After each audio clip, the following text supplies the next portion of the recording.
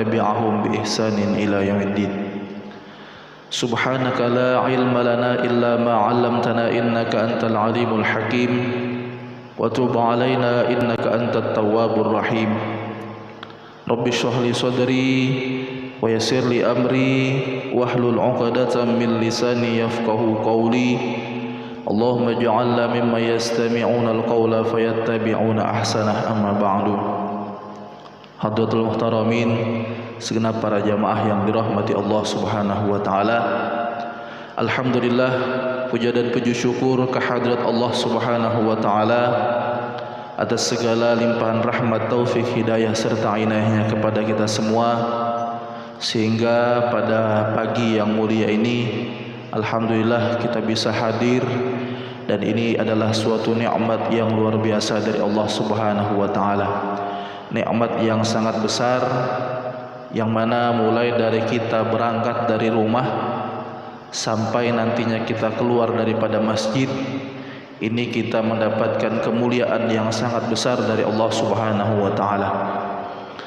Mulai dari kita berangkat rumah ya, menuju masjid di pagi hari, Nabi sallallahu alaihi wasallam pernah bersabda, "Basyiril masya'ina fid dhulami bin nurit tam yaumal qiyamah." Rasul pernah bersabda, sampaikan kabar gembira kepada orang-orang yang berjalan di pagi yang gelap, bahwasanya orang-orang ini nanti akan diberikan cahaya yang sangat terang oleh Allah Subhanahu wa taala di hari kiamat. Kemudian kita datang melaksanakan salat sunnah 2 rakaat sebelum subuh, yang mana rakaatul fajri khairum minad dunya wa ma fiha. Rasul pernah bersabda, 2 rakaat sebelum subuh ini lebih baik daripada dunia dan seisinya. Kemudian kita hadir salat subuh berjamaah. Rasul pernah bersabda, man shallal isya fi jama'atin fa ka'annama qama nisfal laili wa man shalla subha fi jama'atin fa ka'annama qama al-laila kullah. Barang siapa yang salat isya berjamaah mendapatkan pahala bangun separuh malam beribadah kepada Allah. Sedangkan orang yang salat subuh berjamaah mendapatkan pahala orang yang bangun 1 malam penuh beribadah kepada Allah. Kemudian man shalla subha fi jama'atin thumma yaq'ud wa lam yadhkur illallah thumma shalla rak'ataini hatta tatlu'al fajri falahu kahajjataini wa umrataini tammah. Dalam hadis yang lain juga Nabi sallallahu alaihi wasallam bersabda, barang siapa yang salat subuh berjamaah kemudian dia duduk, tsumma ya'ud, kemudian juga tidak mengucapkan sesuatu kecuali menyebut Allah, mempelajari agama-agama Allah atau berzikir atau membaca Al-Qur'an, hatta tatlu'al fajri, sampai nanti terbitnya matahari, hatta tatlu'asy syamsi. Kemudian tsumma shalla rak'ataini, kemudian dia salat sunnah isyraq ya, salat sunnah terbit matahari. Maka ini kata Rasulullah mendapatkan pahala haji dan umrah tamah 3 kali ya. Jadi haji dan umrah sekali, 2 kali, 3 kali mendapatkan pahalanya. Jadi luar biasa. Bahkan ulama katakan ada beberapa ibadah yang mana pahala atau kemuliaannya ini didapatkan harus dengan rutin ya, seperti contoh istighfar, man lazimal istighfar ja'alallaha min kulli dhiqin makhraja wa yarzuquhu min haitsu la yahtasib. Barang siapa yang melazimkan atau merutinkan membaca istighfar, Allah akan memberikan kelapangan daripada kesempitan yang ada pada hidupnya, dan Allah memberikan rezeki dari arah yang tidak disangka-sangka.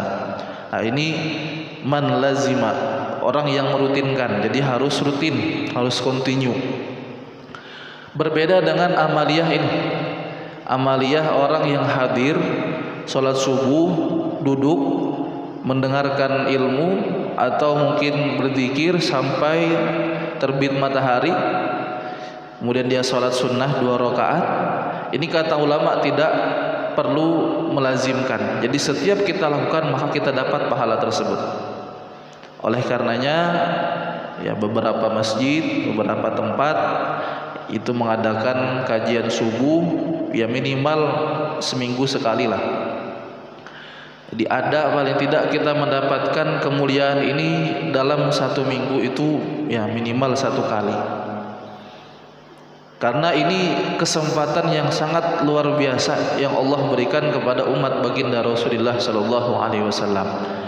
Yang mana Allah Subhanahu wa taala memang menjadikan umat Rasulullah itu baina sitin wa sab'in, umurnya antara 60 sampai 70. Beda dengan umat-umat dahulu umur sampai 300, 400. Sehingga mereka bisa beramal dengan amaliyah yang banyak. Berbeda dengan umat Rasulullah. Maka kemudian Rasulullah SAW minta kemuliaan kepada Allah Subhanahu wa taala, maka Allah berikan kemuliaan. Allah jadikan umat Rasulullah ini umurnya pendek, tapi diberikan satu amalan yang ringan, pahalanya sangat besar. Ya. Dan banyak diantaranya ya kemuliaan-kemuliaan yang Allah berikan kepada umat baginda Rasulullah SAW. Maka ini suatu nikmat yang sangat besar. Oleh karenanya untuk menyempurnakan nikmat tersebut ya kita hadir di majelis ini. Mungkin ada di antara kita yang lupa berniat i'tikaf, maka mari kita berniat i'tikaf ya dengan niat nawaitul i'tikafa fi hadzal masjidi muddata iqamati sunnatan lillahi taala. Sengaja aku niat i'tikaf di masjid ini selama aku berdiam sunnah karena Allah Subhanahu wa taala. Maka hadirnya kita dengan niat i'tikaf tersebut mendapatkan pahala di sisi Allah. Dan ini sebenarnya i'tikaf ini bukan hanya Ramadan saja. Mungkin kita akrabnya i'tikaf ini ketika bulan Ramadan, padahal tidak. Setiap kita masuk ke dalam masjid ya kapanpun itu niat i'tikaf, maka diamnya kita walaupun hanya duduk, walaupun hanya sekedar numpang tidur, misalkan siang hari ada orang yang bekerja kan banyak itu ya, kecapean istirahat, cari tempat istirahat di masjid, tidak ada masalah asal tidak dilarang. Masuk ke dalam masjid, kemudian dia niat i'tikaf, kemudian dia tidur di masjid, walaupun hanya tidur, itu pun mendapatkan pahala dengan sebab niat i'tikaf. Nah ini satu lagi ibadah yang ringan yang besar pahalanya di sisi Allah Subhanahu wa taala. Apalagi kita berdiam itu diisi dengan mendengarkan ilmu, membaca Al-Quran atau sholat sunnah dan lain sebagainya, maka tambahan pahala lagi yang Allah berikan kepada kita. Salawat dan salam senantiasa tercurah kepada junjungan kita Nabi besar Muhammad sallallahu alaihi wasallam beserta seluruh keluarga, para sahabat dan para pengikut baginda Rasulullah ila yaumil qiyamah. Hadirin jamaah yang dirahmati Allah Subhanahu wa taala, Al-Imam Abu Nu'aim Al-Asbahani beliau mengarang satu kitab namanya Hilyatul Auliya, yang artinya itu perhiasan para wali. Ini kitab luar biasa ya. Bahkan ulama kita katakan orang yang memiliki kitab ini insya Allah kalau tidak dia, anaknya atau cucunya atau nanti di antara keturunannya itu akan menjadi wali. Nama kitabnya Hilyatul Auliya. Isinya apa? Isinya menceritakan tentang riwayat hidup para wali-wali, orang-orang yang dekat dengan Allah Subhanahu wa taala. Nah, di antaranya ada cerita atau riwayat seorang tabi'in yang bernama Muhammad bin Sirin atau dikenal dengan Ibnu Sirin. Ibnu Sirin ini ulama besar, seorang yang alim ya dalam bidang fikih, dalam bidang Al-Qur'an dan lain sebagainya.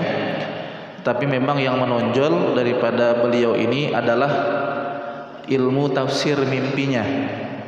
Beliau ini memiliki ilmu menafsirkan mimpi, sehingga ada beredar di masyarakat itu kitab tafsir mimpi Ibnu Sirin. Memang ada Tafsirul Ahlam karangan daripada Muhammad bin Sirin. Tetapi guru kita katakan dari banyaknya cetakan-cetakan kitab tafsirul ahlam atau tafsir mimpi ini banyak yang tidak asli. Karena kalau kita mungkin membeli 2 atau 3 bukunya, kita bandingkan antara satu dengan yang lain, itu banyak perbedaan. Karena memang ilmu ini bukan ilmu umum, ilmu rahasia yang mau Allah pilih siapa saja yang memang Allah berikan tetapi tersebut. Ya. Jadi dan ini emang ada ilmu ini dalam Al-Qur'an, ya, surah Yusuf kan ada itu. Nah, jadi kemudian diceritakan bahwasanya dalam riwayat hidup Muhammad bin Sirin ini beliau adalah seorang saudagar, ya, seorang pedagang. Jadi kalau ada seorang ulama dia juga seorang saudagar, itu nggak salah sebenarnya. Ya, banyak ulama-ulama itu juga sambil berdagang. Ya, diantaranya Imam Abu Hanifah, beliau itu selain ulama besar juga seorang pedagang. Jadi kalau ada ustadz misalkan jualan, oh ini ustadz kenapa jualan? Kenapa salah? Ya karena memang bahkan lebih baik. Karena apa? Karena beliau orang-orang yang alim ini mereka paham dalam ilmu masalah jual beli, dia amalkan sehingga jualannya itu lebih berkah. Nah, maka banyak diantara ulama-ulama itu mereka berjualan. Dan Nabi SAW juga ahli dalam masalah bidang perdagangan. Nah, Muhammad bin Sirin ini seorang saudagar yang kaya raya. Namun di akhir hayat beliau itu terlilit hutang. Bukan sedikit, 30.000 dirham hutang yang menjadi tanggungan beliau. Yang mana hutang ini sebenarnya juga bukan karena kesengajaan. Beliau membeli minyak, ya, dalam jumlah yang sangat besar, 30.000 dirham. Nyata minyak ini di dalamnya ada bangkai tikus. Nah, sehingga ya najis. Sudah terlanjur diberi, ya sudah diterima, ya mau tidak mau akhirnya ya karena najis ya dibuang oleh beliau, tidak bisa dipakai, najis. Nah, jadi akhirnya beliau terlilit hutang. Kemudian sampai akhirnya di akhir hayat beliau tersebut, ya anak beliau yang akhirnya melunasi hutang tersebut. Nah, kemudian beliau bercerita apa sebabnya beliau kenapa tertimpa musibah hutang tersebut. Jadi kata beliau, kenapa beliau ini tertimpa musibah tersebut? Beliau ingat 30 tahun yang lalu, kata beliau itu pernah mengucapkan sesuatu kalimat kepada orang yang sedang ditimpa bangkrut. Ya, jadi ada mungkin di antara teman pedagang beliau itu bangkrut, usahanya ya jatuh. Ya, tidak sengaja mungkin beliau mengucapkan, ya wahai bangkrut, ya wahai orang yang rugilah atau kasihan, kamu kenapa begitu? Ya seperti itulah ucapan kurang lebih kalimatnya diucapkan kepada orang yang bangkrut tersebut. Nah, itu yang beliau ingat sehingga menjadikan beliau ini di akhir hayat beliau tertimpa musibah karena sebab ucapan tersebut. Nah, kemudian ini kisah diceritakan kepada Al-Imam Abu Sulaiman Ad-Darani. Cerita tentang Muhammad bin Sirin. Apa kata Imam Abu Sulaiman Ad-Darani?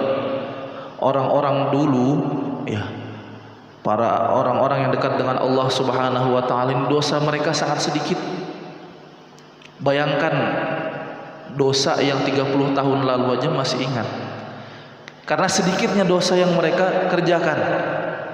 Sehingga mereka tahu kenapa sebab musibah yang Allah berikan kepada mereka sebabnya dari dosa yang mana. Berbeda dengan kita, kata beliau. Kita ini saking banyaknya dosa kita, maka kita tidak tahu akhirnya musibah yang kita terima ini karena sebab dosa yang mana. Itu perbedaan. Orang dulu bayangkan 30 tahun masih ingat. Kita ini dosa yang kemarin aja sudah lupa. Ya. Nah, sehingga wajar kalau kita ini tertimpa musibah, apalagi karena sebab ucapan atau lisan kita. Nah, ini yang menjadi catatan dan pembelajaran kita di pagi hari ini tentang bahayanya lisan. Ya, karena tadi dari sebab ucapan saja memberikan dampak musibah yang Allah berikan kepada seorang yang dekat dengan Allah Subhanahu wa taala, apalagi kita. Nah, oleh karenanya di sini ada satu kitab namanya Al-Fawaidul Mukhtarah. Ini kumpulan daripada nasihat-nasihat Al-Habib Ibrahim bin Zain bin Smith. Ya, beliau ini ulama luar biasa, masih hidup alhamdulillah sampai sekarang. Beliau tinggal di Madinah, seorang yang ahli dalam masalah fikih dan lainnya, bahkan digelari, dijuluki Imam Syafi'i kedua. Beliau ada sekarang di Madinah, dan memang jarang orang yang bisa ketemu beliau. Beliau sering ibadah di Masjid Nabawi, tapi beliau pakai surban itu dililit di kepala. Ya. Jadi kalau namanya itu istilahnya namanya toilasan kalau orang Arab. Kalau kita itu seperti kerudung itu kayak khotib-khotib yang biasa naik mimbar itu kan. Ya, seperti itu. Jadi beliau sambil tunduk jadi pakai itu. Kalau orang yang nggak tahu mungkin nggak tahu kalau beliau ini ulama besar. Beliau sering ibadah di Masjid Nabawi. Nah, kalau kita yang mungkin diberikan kesempatan untuk umroh ya, atau haji, amin, mudah-mudahan ya, kalau misalkan ada yang sekiranya bisa membawa kepada beliau, berjumpa dengan beliau, itu alhamdulillah, syukur luar biasa. Nah, beliau ada dikumpulkan nasihat-nasihat beliau itu dalam satu kitab namanya Al-Fawaidul Mukhtarah. Nah, di dalam kitab tersebut ada satu bab menjelaskan tentang afatul lisan, bahayanya lidah ini. Nah, di antaranya beliau menyebutkan, menukir daripada perkataan Al-Habib Abdullah bin Idrus Al-Idrus. Beliau mengatakan, qala al-musannif rahimahullah taala wa nafa'ana bihi wa bi ulumi fid dharain amin radhiyallahu ta'ala ankum. Al-lisanu jirmuha shaghirun wa jurmuha 'azim. Lidah ini, kata beliau, bentuknya kecil aja, tapi dosanya ini bisa menjadi sangat besar. Wala yaqubun nasa fin nari ala wujuhihim illa hasaidu alsinatihim.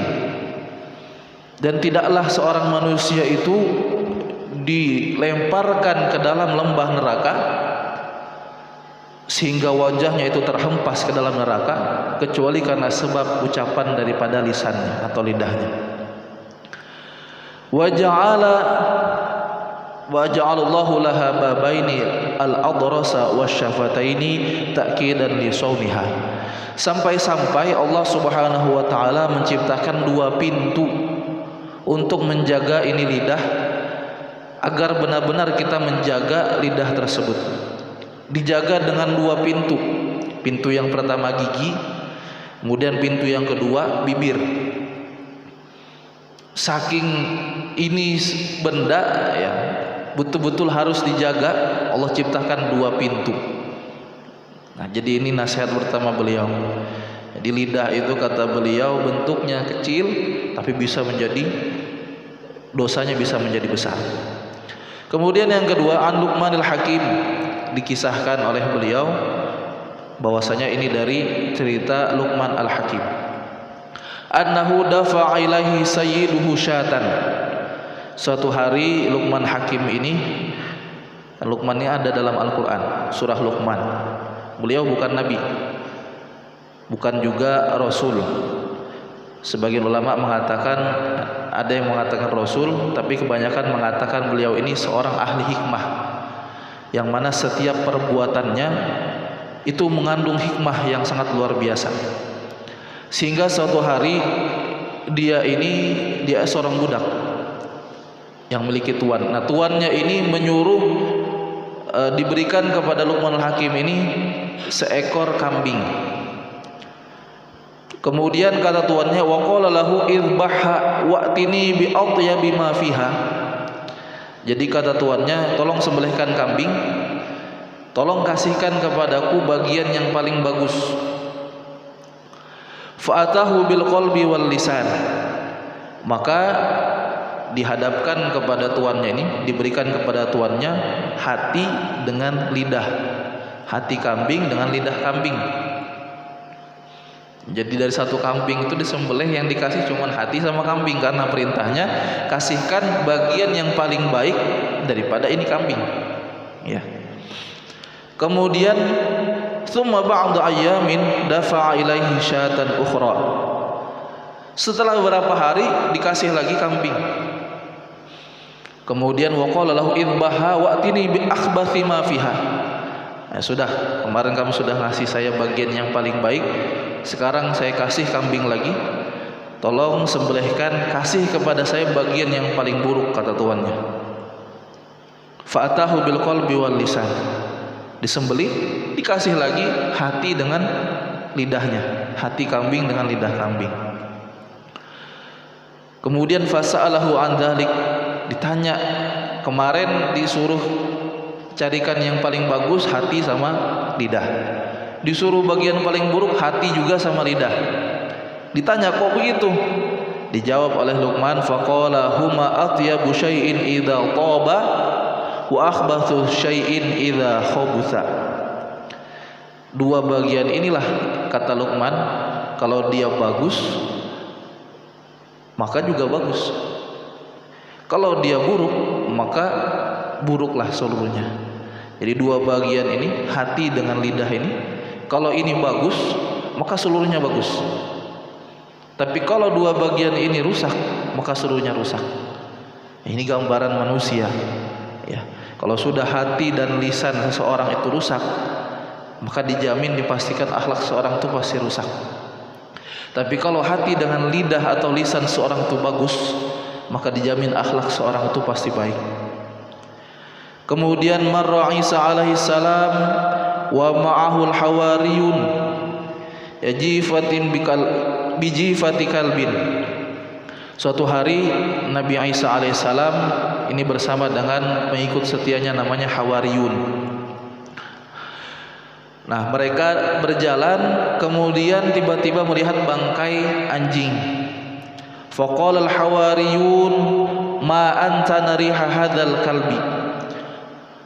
Jadi di antara mereka ada yang mengatakan, baunya bangkainya nih busuk sekali. Kemudian ada juga yang mencela yang lain, ya. Tetapi apa kata Nabi Isa? Faqala alaihi salatu wassalam ma ashadda bayadha asnani. Beda dengan Nabi Isa, ngelihat bangkai anjing, beliau katakan sungguh sangat putih sekali giginya.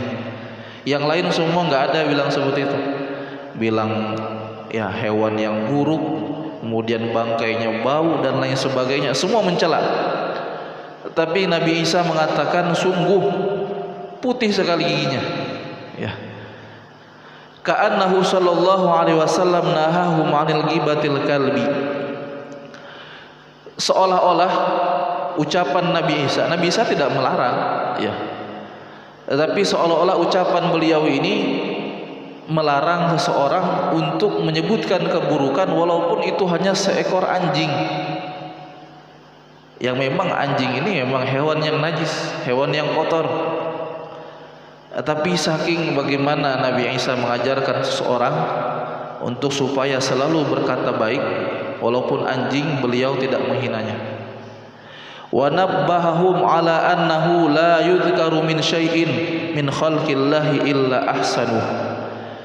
Seolah-olah juga Nabi Isa dengan mengucapkan kalimat tersebut, beliau hanya mengucapkan saja, mengucapkan kalimat tadi, sungguh putih sekali giginya. Tapi yang pertama seolah-olah beliau melarang kita berkata buruk walaupun hanya kepada seekor anjing. Yang kedua, seolah-olah beliau memberikan peringatan kepada kita bahwasanya tidaklah kita menyebutkan sesuatu daripada ciptaan Allah Subhanahu wa taala kecuali hanya kebaikannya. Kan beda dengan kita ini. Dan kalau nyebut kebaikan orang paling malas, tapi kalau sudah materinya, pembahasannya, kalau kita duduk cerita itu keburukan orang, nah itu bisa tahan sampai sejam, 2 jam, 3 jam. Ya enggak?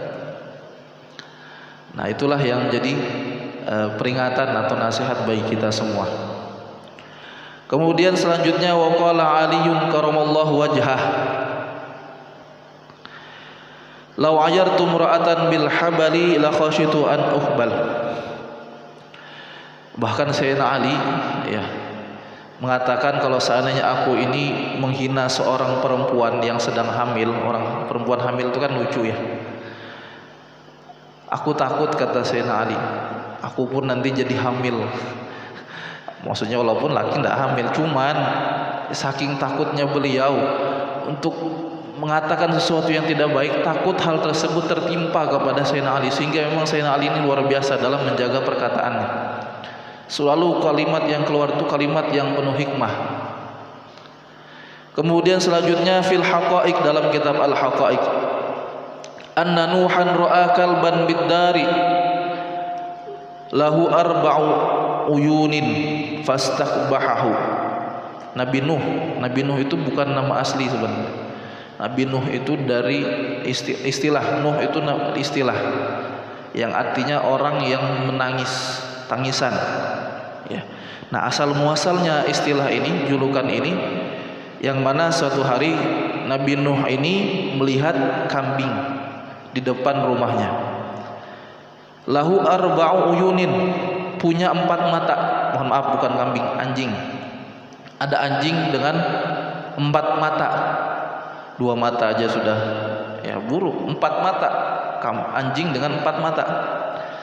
Maka dihina oleh Nabi Nuh tersebut. Faqala, tiba-tiba anjing yang 4 mata tadi diberikan izin oleh Allah Subhanahu wa taala untuk berbicara.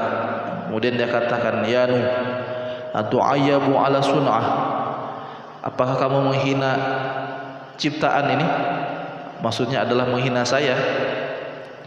Falau kana al-amru ilayya lam akun kalban, kalau seandainya bukan karena perintah daripada zat yang menciptakan ini, sungguh aku bukan seekor anjing. Wa amma sani'u fa huwa alladzi la yakhluquhu aib, dan zat yang menciptakan adalah zat yang sangat jauh daripada kekurangan.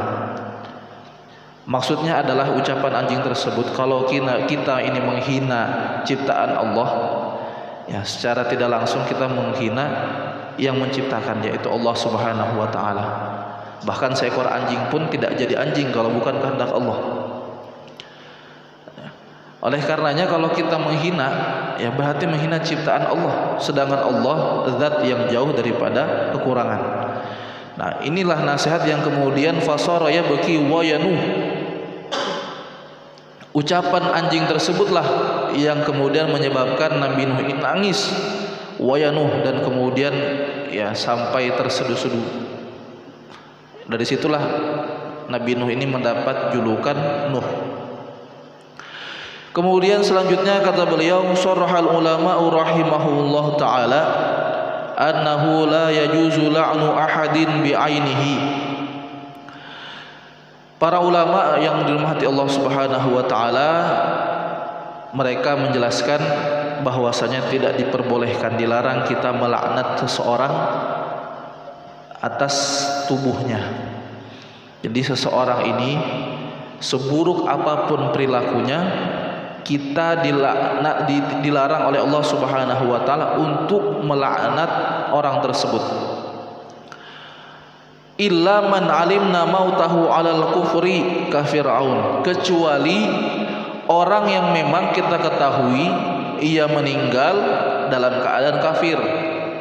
Selama orang tersebut masih hidup, walaupun dia ahli maksiat bagaimanapun perilakunya ya, ataupun dia itu mungkin seorang yang masih belum meluk agama Islam, kita dilarang untuk melaknat orang tersebut, kecuali kalau sudah meninggal atau sudah mati dan dalam keadaan kafir seperti Fir'aun.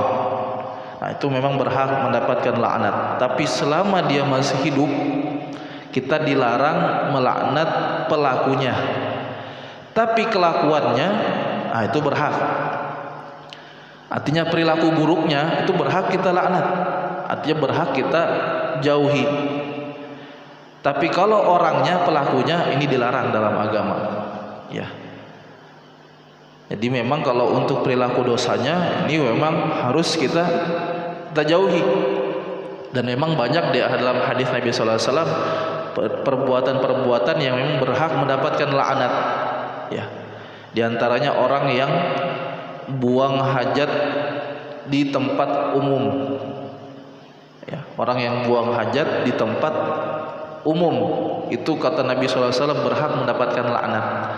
Tapi bukan orangnya, tapi perilakunya, ya, perbuatannya. Orangnya tidak.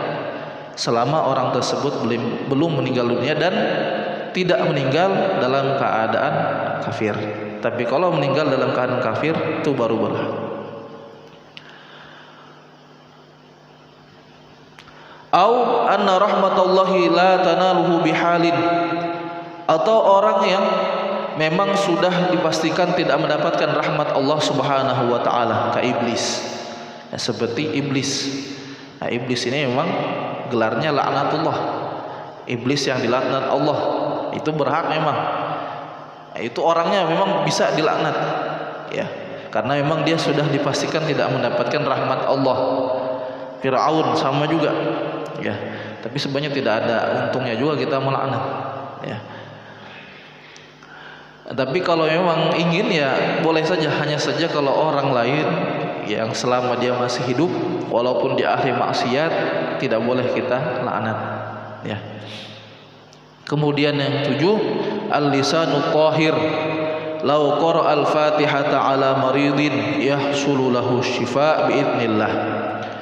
Lisan yang suci, lidah yang suci, kata beliau, itu kalau membaca surah Fatihah dibacakan kepada orang yang sakit, maka dia mendapatkan kesembuhan biiznillah, dengan izin Allah Subhanahu wa taala. Amma lisanul khabith bisabbi wal kadhibi, adapun lisan ataupun lidah yang buruk yang senantiasa menghina, senantiasa berbohong dan lain sebagainya, hatta law qara'aha mi'ata marratin la yahsulu syifa, bahkan mau baca Fatihah sampai 100 kali pun tidak mendapatkan kesembuhan. Jadi ya memang yang seperti ini dari lidah yang suci dulu, ya, dari hati yang bersih. Bahkan hanya dengan ucapan Fatihah saja penyakit itu bisa sembuh dengan izin Allah Subhanahu wa taala. Tapi sekarang ada orang yang ngomong seperti ini. Kan biasanya ada orang kalau sakit datang ke guru, datang ke ulama, minta air, minta Fatihah, kan seperti itu. Dengan niat ya bukan beliau yang menyembuhkan, tapi beliau minta kepada Allah, berdoa kepada Allah supaya kita disembuhkan. Sebabnya apa ya? Sebabnya bacaan Fatihah beliau yang diberikan kepada air.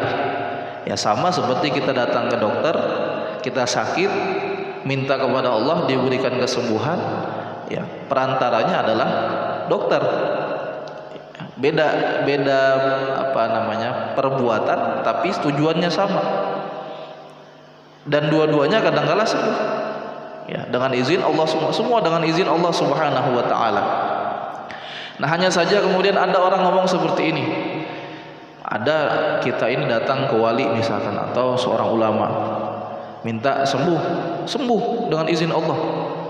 Tapi beliau sendiri sakit. Kenapa beliau tidak baca Fatihah buat dirinya sendiri? Sedangkan orang lain sembuh. Kenapa beliau tidak berdoa untuk dirinya sendiri untuk kesembuhannya? Sedangkan beliau ini sakit bertahun-tahun lamanya. Nah, ini yang kadang ya seolah-olah bisikan setan yang untuk menggoyahkan akidah keyakinan kita. Nah, ulama ini ya orang-orang yang dekat dengan Allah Subhanahu wa taala itu, yang namanya orang yang dekat itu mesti ada ujian, kan seperti itu. Seberapa besar dekatnya orang tersebut dengan kita, itu kadar ukurannya seberapa besar ujian yang dia terima dan dia sabar atas ujian tersebut. Itulah Allah Subhanahu wa taala. Jadi untuk mengetahui kadar dekatnya seorang dengan Allah, Allah berikan ujian kesabaran. Seberapa besar kesabaran dia atas ujian Allah tersebut, maka sebesar itulah, sedekat itulah dia dengan Allah Subhanahu wa taala. Dan memang wali itu memang diberikan ujian oleh Allah Subhanahu wa taala. Dan bahkan sebagian para wali itu senang dengan penyakit. Mereka bukan minta, tapi kalau diberikan penyakit mereka senang. tetap mereka berdoa kepada Allah. Dan memang kadangkala Allah Subhanahu wa taala masih memberikan penyakit tersebut. Bukan karena beliau ini tidak mampu berdoa kepada Allah, bukan karena doa beliau tidak makbul, tidak. Karena penyakit ini memang beliau inginkan agar supaya mereka bersabar dengan penyakit tersebut sehingga menambah kedekatan dia dengan Allah Subhanahu wa taala. Ya. Dan kalau ukuran penyakit ini tidak sama dengan para nabi-nabi terdahulu.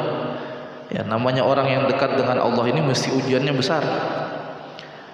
Yang masih jauh dengan para nabi-nabi, sehingga mereka katakan kalau hanya penyakit ini saja dibanding dengan penyakitnya Nabi Ayub tidak ada bandingan, masih jauh lagi. Sehingga mereka katakan kalau hanya penyakit ini saja yang diderita, ya ini masih kurang lagi untuk mencapai dekat dengan Allah Subhanahu wa taala. Jadi jangan sampai ada keyakinan dalam hati kita, wah ini kayaknya ulama ini meragukan, mau minta doa kepada beliau aja sakit. Nah, bahaya yang seperti itu ya. Jangan sampai ada dalam pikiran kita seperti itu. Artinya bukan dalam artian orang yang sakit, orang yang mungkin ada musibah itu tidak dekat dengan Allah Subhanahu wa taala, tidak. Ya, kita datang meminta kepada beliau untuk berdoa kepada Allah agar supaya ya kita mungkin punya penyakit disembuhkan oleh Allah Subhanahu wa taala. Nah, jadi ini beberapa nasihat beliau tentang peringatan kepada kita tentang bahayanya lidah yang Allah ciptakan ini. Ya, kalau kita pergunakan dengan baik, insyaallah baik. Man kana yu'minu billahi wal yaumil akhir falyakul khairan aw liyasmut. Barang siapa yang beriman kepada Allah dan hari akhir, katakan sesuatu yang baik, kalau tidak diam. Makanya Al-Imam Sufyan Tsauri mengatakan, "Hadza zamanus sukut," kata beliau. Beliau ini bukan hidup baru-baru saja, tidak. Berabad-abad yang lalu, ratusan tahun yang lalu beliau hidup. Di situ zaman yang memang belum ada media sosial, fitnah belum menyebar. Beliau sudah mengatakan di zaman beliau tersebut, hadza zamanus sukut. Kata beliau, ini waktu, ini zaman-zamannya kita diam. Kemudian kata beliau, waluzumul buyut, diam di rumah. Jadi ini waktunya kita diam, zamannya ini kita tidak usah banyak bicara. Kemudian kata beliau, diam di rumah. Ini zaman beliau belum ada wabah corona, ya, apalagi di zaman sekarang. Kemudian waridha bil qut, kata beliau, hadza zamanus sukut waluzumul buyut waridha bil qut. Ini kata beliau waktu zaman-zamannya kita banyak diam. Kemudian tinggal di rumah saja, tidak usah kemana-mana. Waridha bil qut, sudah ikhlas terima apa yang bisa dimakan. Ila antamut, sampai kita meninggal. Itu pesan Al-Imam Sufyan Ats-Tsauri. Hadza zamanus sukut waluzumul buyut waridha bil qut ila antamut. Ini waktu, ini zaman-zamannya kita tidak usah banyak bicara. Kemudian diam di rumah, keluar kecuali sesuatu yang penting, ibadah, bekerja dan lain sebagainya. Selebihnya tinggal di rumah saja. Kemudian sudah ikhlas ridha dengan apa yang bisa dimakan. Ini kita lakukan sampai ila antam, sampai kita meninggal. Nah, insyaallah aman. Ya. Kalau memang kita ini mampu berbicara sesuatu yang baik, silahkan. Tapi kalau sekiranya tidak mampu, sudah mending diam aja. Apalagi dengan masalah-masalah yang ada sekarang, ya isu-isu yang beredar, udahlah kalau kita tidak terlalu paham, tidak usah kita terlalu ikut campur dalamnya. Ya. Kalau memang kita orang yang memang diamanahi untuk menyampaikan kebenaran, silahkan sampaikan. Tapi kalau kita ini yang orang biasa saja, ya, hanya sekedar ngomong sana ngomong sini, tidak tahu asal usulnya, tidak tahu kebenarannya, udahlah mending diam saja. Itu lebih aman. Ya, lebih aman bagi kita, ya, lebih aman juga bagi keluarga kita. Nah, jadi ini pentingnya kita untuk menjaga lisan kita. Nah, oleh karenanya dari bahaya-bahaya yang disebutkan tadi, ya, mending kita banyak-banyak sholawat, mending kita banyak-banyak zikir, ya. Atau tidak, kalau memang tidak, ya diam saja, ya.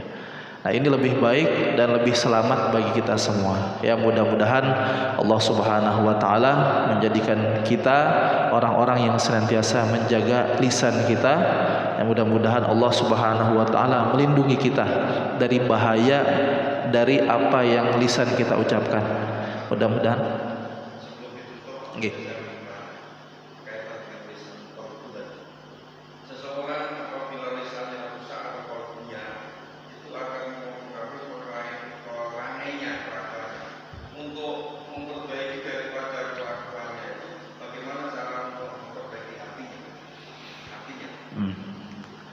Al-Imam Ghazali itu ada mengarang kitab Ihya Ulumuddin, ya.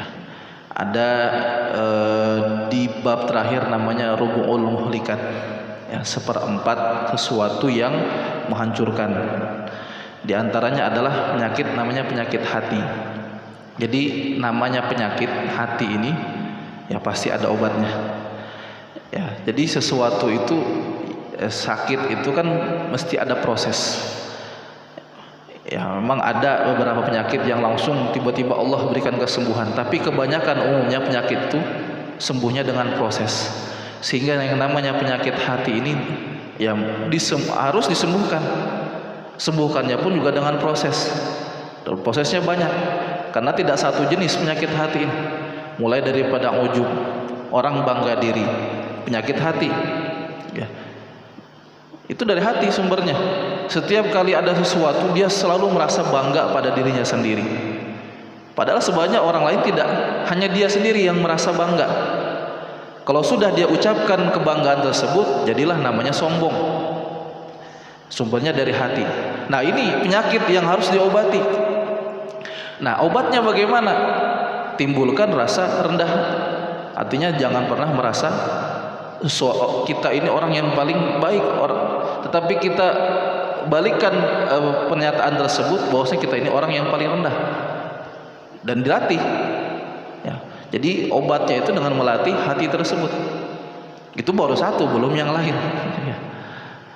Nah, macam-macam. Jadi untuk masalah hati tadi, ya, yang tadi dikatakan dalam kisah tadi, ya memang betul yang seperti itu bahwasanya kalau suatu itu baik. Nah, kalau yang rusak bagaimana? Ya harus diperbaiki, harus disembuhkan. Sembuhkannya ini dengan proses. Nah, bagaimana prosesnya? Ya tentu dengan ilmu. Harus tahu. Karena kita ini kadang tidak tahu keasikan melakukan sesuatu, tidak tahu bahwa itu salah. Setiap kali ada sesuatu selalu merasa bangga diri. Nah, itu penyakit, tanda penyakit yang ada dalam hati kita. Kalau itu ada, berarti kita ini ada indikasi punya penyakit. Walaupun secara medis nggak ada. Nah, sekarang kita sudah paling tidak tahu. Seperti halnya kita sakit kepala, ya. Mungkin kita tidak langsung datang ke dokter. Kita sudah tahu kalau kita sakit kepala mungkin ada obat yang bisa menyembuhkan. Nah, seperti ya macam-macam obat lah seperti itu. Nah, sama halnya dengan penyakit ujub nih, penyakit hati ini. Kalau sudah ada timbul dalam hati ini rasa bangga, ya paling tidak obat yang pertama itu obat tawadhu namanya, rendah hati. Jadi jangan sampai kita merasa kita itu yang paling baik. Jadikan kita itu dalam mindset kita, pikiran kita itu nggak baik, orang yang lebih baik dalam urusan apapun. Itu dilatih pelan-pelan. Akhirnya mulai sehingga hilanglah tadi pelan-pelan penyakit yang namanya ujub tadi. Kemudian apalagi penyakit-penyakit hati yang lain, nah itu satu persatu harus diobati. Nah, kalau ingin yang lebih baiknya, datang ke majelis ilmu atau belajar yang dengan orang yang ahlinya, seorang ulama yang memang betul-betul hatinya itu bersih. Nah, sehingga kalau beliau mendidik, nah ini bahkan yang kadang ya tadi sebagaimana dokter ada yang bisa langsung ya secara cepat membantu kesembuhan orang, sama halnya dengan seorang ulama yang ahli dalam masalah hati.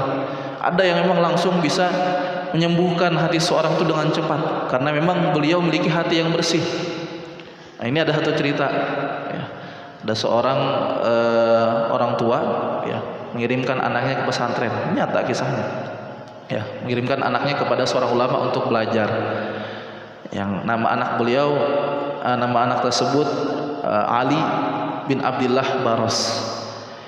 Ada datang kampung beliau seorang ulama besar, Al-Habib Umar bin Abdurrahman Al-Attas. Seorang ulama yang memang terkenal dengan yang paling terkenal daripada beliau ketawadhuannya. Ya. Sehingga pada saat itu ada seorang orang tua yang ingin mengirimkan anaknya untuk belajar kepada beliau. Walaupun pada saat itu beliau belum punya pesantren, tapi karena keilmuan beliau, ada seorang orang tua mengirimkan anaknya untuk belajar dengan Al-Habib Umar bin Abdurrahman Al-Attas. Namanya adalah Syekh Ali bin Abdullah Baras. Syekh Ali bin Abdullah Baras ini masih kecil, ya. Ketika diserahkan kepada Habib Umar, kata beliau, ya sudah, diamanahi anak, ya beliau mendidik. Apa perintah beliau? Apa yang beliau lakukan kepada anak tersebut? Disuruh bersih-bersih, ya, disuruh bantu-bantu.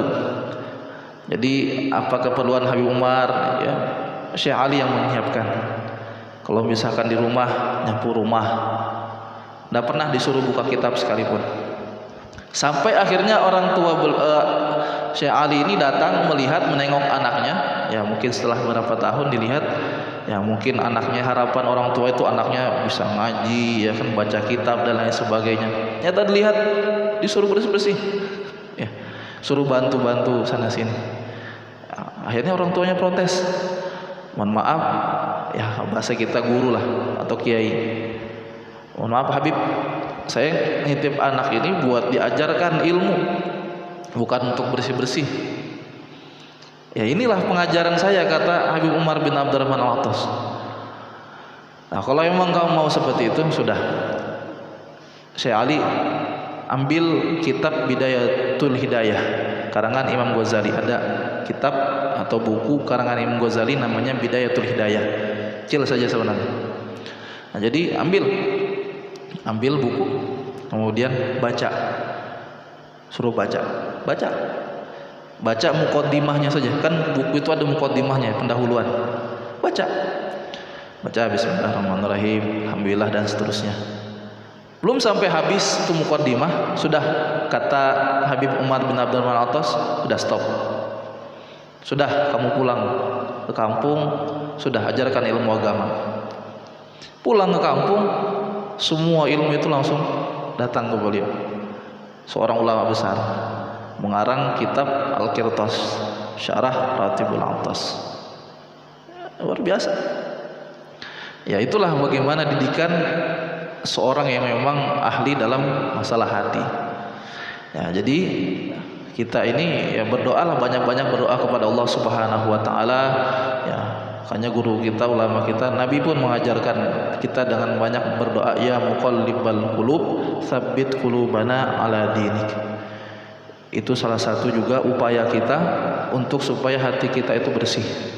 Wahai zat yang membolak-balikan hati, tetapkan hati kami atas agamamu. Ya, sehingga dengan wasilah doa tersebut mudah-mudahan dikabulkan Allah Subhanahu wa taala. Hati kita ini dengan mudah Allah Subhanahu wa taala berikan keadaannya. Orang yang mungkin hari ini punya sifat pemarah dan lain sebagainya, dalam satu detik kalau Allah berkehendak orang itu langsung jadi orang yang sabar, bisa, ya. Karena Allah Subhanahu wa taala zat muqallibal qulub, zat yang membolak-balikkan hati. Ada lagi yang bertanyakan?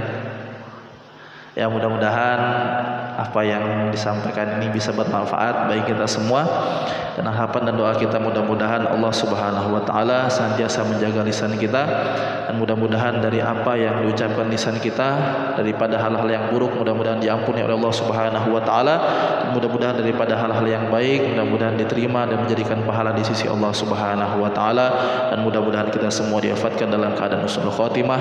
Amin amin ya rabbal alamin. Al-Fatihah. A'udzu billahi minasyaitonir rajim. Bismillahirrahmanirrahim. Alhamdulillahi rabbil alamin, arrahmanir rahim, maliki yaumiddin. Iyyaka na'budu wa iyyaka nasta'in. Ihdinas siratal mustaqim, siratal ladzina an'amta 'alaihim ghairil maghdubi 'alaihim waladdallin. Amin amin ya rabbal alamin. Alhamdulillahi rabbil alamin, hamdan syakirin hamdan na'imin hamdan yuwafi ni'amahu yukafi'u mazidah. Ya rabbana lakal hamdu kama yanbaghi li jalali wajhikal karim wa 'azimi sultanik. Allahumma shalli wa sallim ala sayyidina Muhammadin al-fatih lima ughliq wal khatim lima sabaqa nasirul haqqi bil haqq wal hadi ila siratikal mustaqim wa ala alihi haqqa qadrihi wa miqdarihi al-'azim. Rabbana anfa'na bima 'allamtana warzuqna 'uluman tanfa'una fid dini wad dunya wal akhirah. Allahumma sur 'uyuba mu'allimina wa la tadhhab تدهم من بركات علومهم عنا اللهم استر عيوب معلمينا ولا تدهم من بركات علومهم عنا اللهم استر عيوب معلمينا ولا تدهم من بركات علومهم عنا يا مقلب القلوب ثبت قلوبنا على دينك يا مقلب القلوب ثبت قلوبنا على دينك يا مقلب القلوب ثبت قلوبنا على دينك اللهم أمتنا على الإسلام واجعل آخر كلامنا من الدنيا إن انتهاء آجالنا قل لا إله إلا الله محمد رسول الله صلى الله عليه وسلم ربنا ظلمنا أنفسنا ولم تغفر لنا وترحمنا لنكونن من الخاسرين ربنا هب لنا من أزواجنا وذريتنا قرة أعين واجعلنا للمتقين إماما ربنا هب لنا من لدنك ذرية طيبة إنك سميع الدعاء ربنا هب لنا من لدنك ذرية طيبة إنك سميع الدعاء ربنا هب لنا من لدنك ذرية طيبة إنك سميع الدعاء ربنا آتنا في الدنيا حسنة وفي الآخرة حسنة وقنا عذاب النار بفضل سبحان ربك رب العزة عما يصفون وسلام على المرسلين وصلى الله على سيدنا Muhammad walhamdulillah rabbil alamin. Demikian yang dapat disampaikan, kurang lebihnya mohon maaf. Wallahul muwaffiq ila aqwamit thoriq. Wassalamualaikum warahmatullahi wabarakatuh.